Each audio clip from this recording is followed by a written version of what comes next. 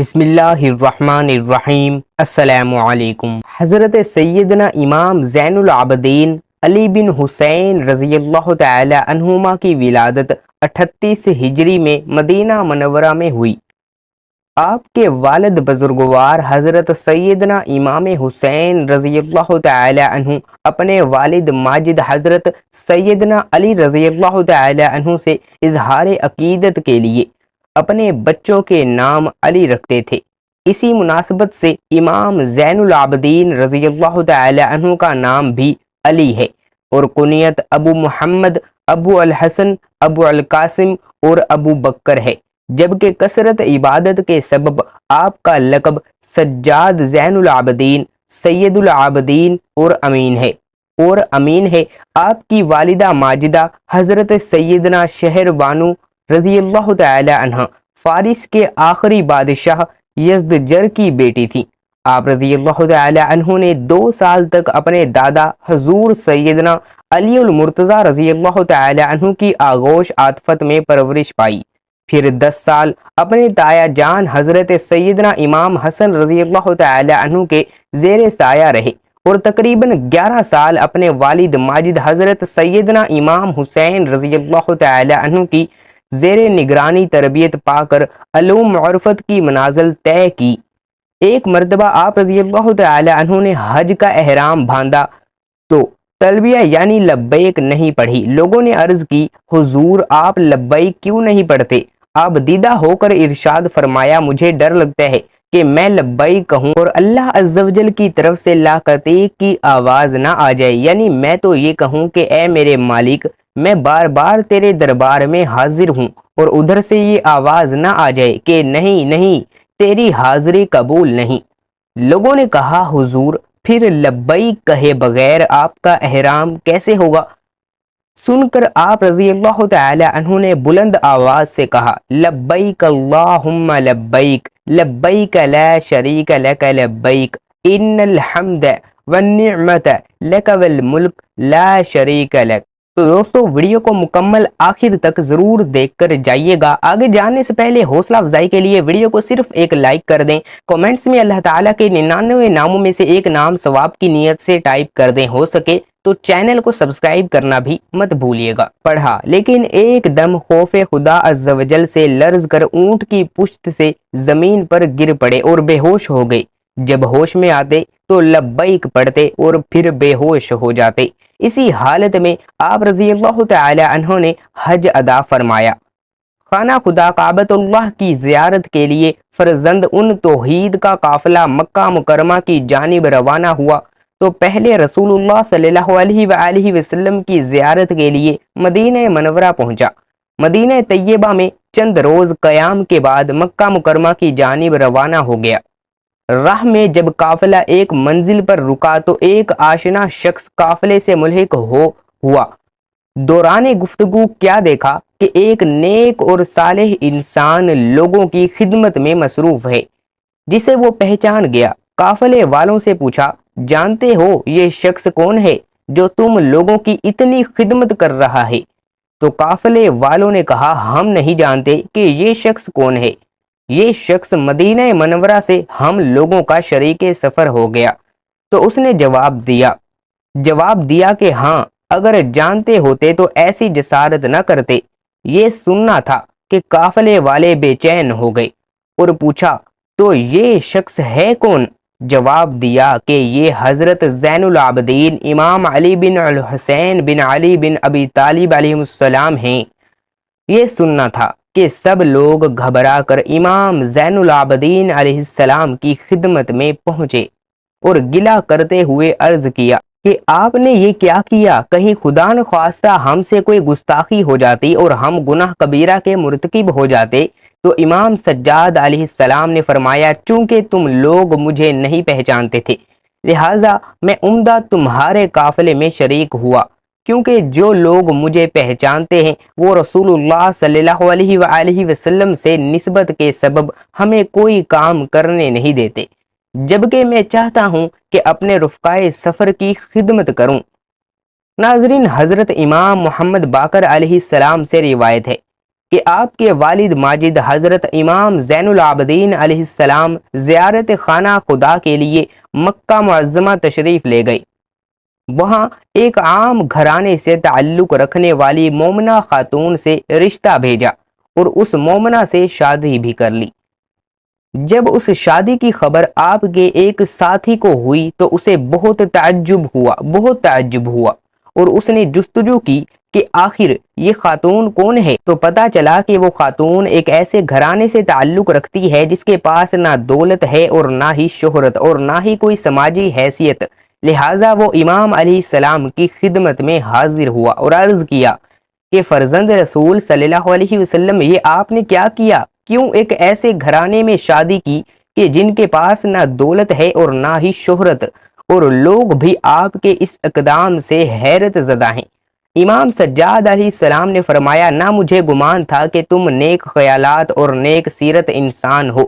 خداوند عالم نے ایسے پست افکار اور معیار کو باطل قرار دیا ہے، ایسی تنقید اور افکار و نظریات کی مذمت کی ہے۔ کربلا کے دل خراش سانحہ کے بعد جناب مختار رضوان اللہ تعالی علیہ نے قیام کیا تاکہ امام حسین علیہ السلام کے قاتلوں کو واصل جہنم کر سکیں۔ ان کے لشکر کے کمانڈر جناب ابراہیم بن مالک اشتر نے عبید اللہ بن زیاد ملعون کو گرفتار کر کے قتل کیا اور اس ملعون کا سر جناب مختار کی خدمت میں بھیج دیا، جسے جناب مختار نے مدینہ منورہ میں امام زین العابدین علیہ السلام اور جناب محمد حنفیہ رضوان اللہ تعالی کے پاس بھیج دیا۔ امام زین العابدین علیہ السلام دسترخوان پر تشریف فرما تھے کہ عبید اللہ بن زیاد ملعون کا سر آپ کی خدمت میں پیش کیا گیا، جسے دیکھتے ہی امام سجاد علیہ السلام نے فرمایا، جب ہمیں اسیر کر کے اس ملعون عبید اللہ بن زیاد کے دربار میں حاضر کیا گیا تو اس وقت یہ اپنے ساتھیوں کے ساتھ دسترخوان پر بیٹھا تھا اور میرے بابا کا سر مبارک اس کے سامنے تھا۔ میں نے اسی وقت دعا کی تھی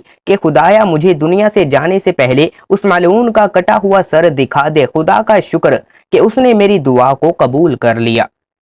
اس کے بعد ملعون کے سر کو وہاں سے دور کرا دیا اور اپنے سر کو سجدہ معبود میں رکھ دیا اور فرمایا، حمد ہے اس خدا کی جس نے میری دعا کو قبول کیا اور ہمارے خون ناحق کا دشمن سے بدلہ لیا۔ نیز فرمایا، خداوند عالم مختار کو بہترین انعام اور جزائے خیر عطا فرمائے۔ کربلا کے 35 سال بعد حضرت زین العابدین کو زہر دے کر کیوں مار دیا گیا؟ حضرت زین العابدین کے جنہیں امام سجاد بھی کہا جاتا ہے، وہ 10 محرم الحرام 61 ہجری میں کربلا کے میدان میں موجود تھے، لیکن بہت زیادہ بیمار ہونے کی وجہ سے وہ اس جنگ میں حصہ نہ لے سکے۔ جب یزید کی فوج نے سبھی اہل بیت کو شہید کر دیا تو ابن زیاد کی نظر حضرت زین العابدین پر پڑی، تو اس نے حکم دیا کہ اس لڑکے کی بھی گردن کاٹ کر اسے نیزے پر لٹکا دیا جائے۔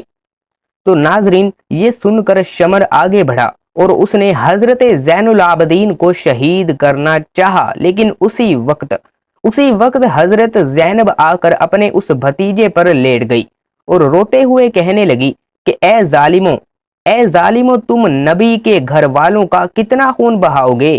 کیا ابھی تک تمہاری پیاس نہیں بجھی ہے؟ شمر نے بہت کوشش کی لیکن حضرت زینب نے اپنے اس بھتیجے کو شہید نہ ہونے دیا۔ آخر مجبور ہو کر ابن زیاد نے شمر کو روک لیا اور پھر سبھی کو لے کر پیدل ہی کوفہ شہر گیا۔ یہ بھی شاید اللہ ہی کا فیصلہ تھا کہ حضرت زین العابدین کربلا کے میدان میں شہید نہ ہوئے، کیونکہ اس دن مردوں میں صرف حضرت زین العابدین ہی بچے تھے کہ جنہیں یزید کی فوج شہید نہ کر پائی تھی، اور پھر انہی سے حضرت زین العابدین کی ایک اولاد چلی کہ جنہیں آج سید حسینی کہا جاتا ہے، لیکن آگے چل کر 35 سال بعد انہیں بنو امیہ والوں نے حضرت زین العابدین کو بھی زہر دے کر بے دردی کے ساتھ شہید کر دیا۔ تو ناظرین، وہ واقعہ کیا ہے؟ آئیے جانتے ہیں۔ حضرت حسین رضی اللہ تعالی عنہ کے لڑکے امام زین العابدین کی پیدائش سن 38 ہجری میں ہوئی۔ آپ بچپن ہی سے بہت نیک مزاج اور اللہ کی عبادت کرنے والے انسان تھے۔ ہر ایک سے ہنسی خوشی ملتے اور کبھی کسی سے جھگڑا نہ کرتے۔ حضرت زین العابدین کی پیدائش کے وقت ان کے دادا حضرت علی رضی اللہ تعالی عنہ موجود تھے۔ اور اس وقت مسلمانوں کے خلیفہ و بادشاہ تھے۔ حضرت زین العابدین کی پیدائش کو ابھی کچھ ہی دن گزرے تھے کہ اچانک ان کی امی بہت زیادہ بیمار پڑ گئیں اور والد حضرت حسین رضی اللہ تعالی عنہ نے ہر طرح سے دوا علاج کیا، لیکن وہ ٹھیک نہ ہو سکی اور کچھ ہی دنوں بعد ان کی وفات ہو گئی۔ امی کی وفات کے بعد حضرت زین العابدین کو ان کی خالہ نے پالا پوسا۔ جب ان کی عمر 2 سال ہوئی تو تاریخ کا وہ دردناک واقعہ بھی پیش آیا کہ آپ کے دادا حضرت علی رضی اللہ تعالی عنہ کو ایک ظالم انسان نے چاقو سے وار کر کے فجر کی نماز میں شہید کر دیا۔ دھیرے دھیرے وقت گزرتا گیا اور حضرت زین العابدین بڑے ہو گئے۔ آپ بہت زیادہ نیک تھے۔ جب بھی نماز کا وقت ہوتا اور آپ وضو کرنے کے لیے پانی لے کر بیٹھتے تو چہرے کا رنگ بدل جاتا، جسم کانپنے لگتا۔ ایک دن گھر والوں میں سے کسی نے پوچھ ہی لیا کہ آپ کی نماز پڑھنے سے پہلے ایک حالت کیوں ہو جاتی ہے؟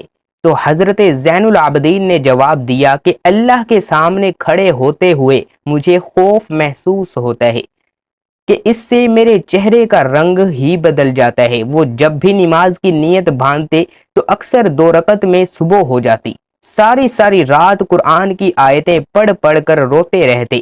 حضرت زین العابدین اتنے زیادہ سجدے کرتے تھے کہ آپ کا نام ہی سجاد رکھ دیا گیا، کیونکہ عربی میں سجاد کے معنی ہوتے ہیں بہت زیادہ اللہ کو سجدہ کرنے والا انسان۔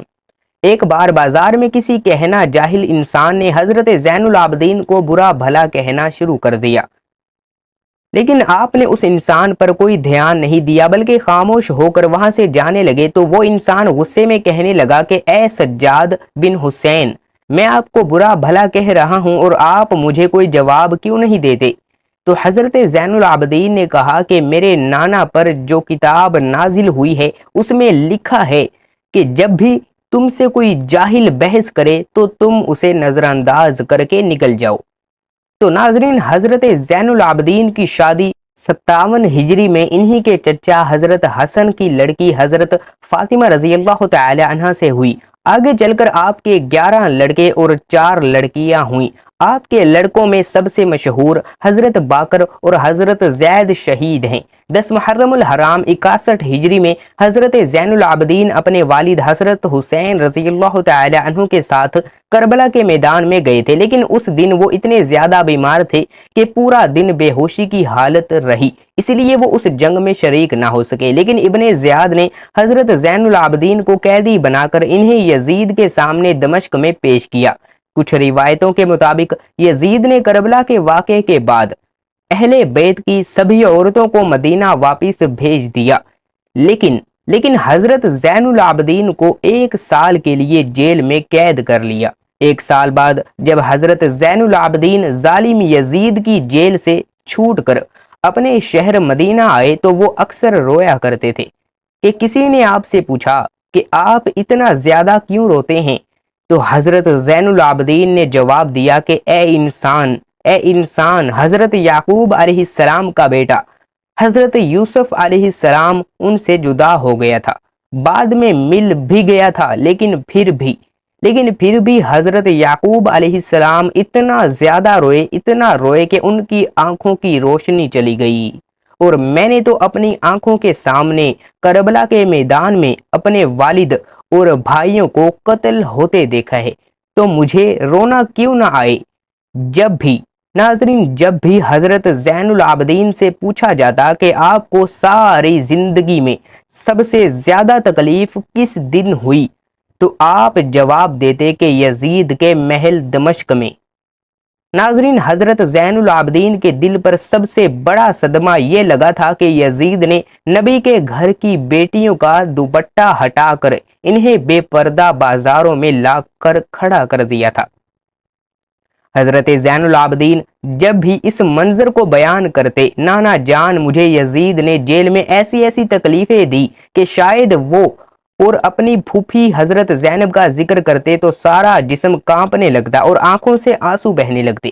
حضرت زین العابدین جب یزید کی جیل سے چھوٹ کر مدینہ پہنچے تو نانا حضور صلی اللہ علیہ وسلم کی قبر پر کھڑے ہو کر روتے ہوئے کہا کہ اے میرے نانا جان، مجھے یزید نے جیل میں ایسی تکلیفیں دیں کہ شاید وہ کسی غلام کو بھی نہ دی جاتی۔ نہ دی جاتی ہوں۔ اے میرے نانا جان، ہمارے گھروں کی عورتوں کا دوپٹہ ہٹا کر انہیں بے پردہ کر کے بازاروں میں پھرایا گیا، لوگوں کے سامنے انہیں رسوا کیا گیا اور ہم اہل بیت کو بہت ستایا گیا۔ یزید کی حکومت ختم ہو گئی اور جب کئی سالوں کے بعد الملک کے ہاتھ سے حکومت چلی جاتی، اس لیے اس نے اپنے سب سے ظالم گورنر حجاج بن یوسف کو حکم دیا کہ حضرت زین العابدین کو قید کر کے بیڑیاں پہنا کر میرے محل شام میں پیش کیا جائے۔ بادشاہ کے حکم پر حجاج بن یوسف نے رات کے وقت ایک بڑی فوج بھیج کر حضرت زین العابدین کو ان کے گھر سے اٹھوا لیا اور پھر انہیں بیڑیاں پہنا کر جیل میں قید کر دیا۔ لیکن انہی دنوں کسی نے بادشاہ عبد الملک کو سمجھایا کہ آپ یہ گناہ نہ کریں، کیونکہ آج تک بنو امیہ کے جن بادشاہوں نے اہل بیت کے لوگوں کو ستایا ہے تو ان کی حکومت کا خاتمہ بہت جلد ہو گیا، اور ویسے بھی حضرت زین العابدین کو حکومت سے کوئی تعلق نہیں، وہ تو بس ہر وقت نماز کو اور روزے میں لگے رہتے ہیں، انہیں عبادت کے علاوہ کسی سے سروکار نہیں، اسی لیے انہیں ان کی حالت پر چھوڑ دو۔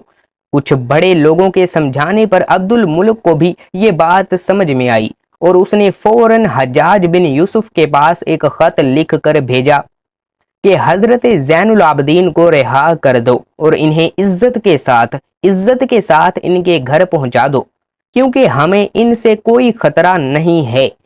ناظرین، اس کے بعد عبد الملک کے زمانے میں حضرت زین العابدین کو کسی طرح کی بھی تکلیف نہ دی گئی، لیکن جب عبد الملک کی موت ہوئی اور پھر ان کا لڑکا ولید حکومت کا بادشاہ بنا تو اس نے سب سے پہلا کام یہ کیا کہ حضرت زین العابدین کو زہر دے کر شہید کروا دیا، کیونکہ اسے ڈر تھا کہ کہیں حضرت زین العابدین اٹھ کر اپنی حکومت کا اعلان نہ کر دیں۔ کربلا کے واقعے کے پورے 35 سالوں بعد 25 محرم الحرام سن 95 ہجری میں حضرت حسین رضی اللہ تعالی عنہ کے اس لڑکے حضرت زین العابدین کو بھی زہر دے کر شہید کر دیا گیا، اور ان کی تجہیز و تکفین انہی کے لڑکے حضرت باقر نے فرمائی۔ حضرت زین العابدین کی قبر جنت البقیع میں حضرت فاطمہ رضی اللہ تعالی عنہ کی قبر کے پاس ہی بنائی گئی۔ آپ کی وفات کے بعد آپ کا ایک خاص اونٹ آپ کی قبر کے پاس آ کر بیٹھ گیا اور برابر روتا رہا، یہاں تک کہ 3 دنوں بعد اس اونٹ کی بھی وفات ہو گئی۔ اللہ تعالی ہمیں بھی ان نیک لوگوں کے نقش قدم پر چلنے کی توفیق عطا فرمائے اور ہمارا خاتمہ ایمان پر فرمائے، آمین ثم آمین۔ ناظرین، کمنٹ باکس میں اللہ تعالیٰ کے 99 ناموں میں سے ایک نام ثواب کی نیت سے ضرور ٹائپ کر دیں، اور اگر ابھی تک آپ لوگوں نے اس Islamic channel Owais Islamic world کو سبسکرائب نہیں کیا تو جلدی سے سبسکرائب کر دیں، بیل آئیکن کو بٹن کو بھی دبا دیں تاکہ ہر آنے والی نئی اسلامک ویڈیو کا نوٹیفیکیشن آپ تک پہنچتا رہے۔ ویڈیو کو لائک کر دیں، ویڈیو کو زیادہ سے زیادہ شیئر بھی کیجیے گا، کمنٹس میں اپنی رائے کا اظہار بھی ضرور کیجیے گا۔ اللہ پاک اس ویڈیو میں کی گئی کسی بھی قسم کی کمی کوتاہی کو اپنے فضل و کرم سے معاف فرمائے، کسی بھی قسم کی غلطی کو اپنے فضل و کرم سے معاف فرمائے۔ تو اللہ پاک ہم سب کا حامی و ناصر ہو، اللہ پاک ہم سب کو اپنے حفظ و ایمان میں رکھے۔ نیکسٹ ویڈیو پہ ملیں گے، اللہ حافظ۔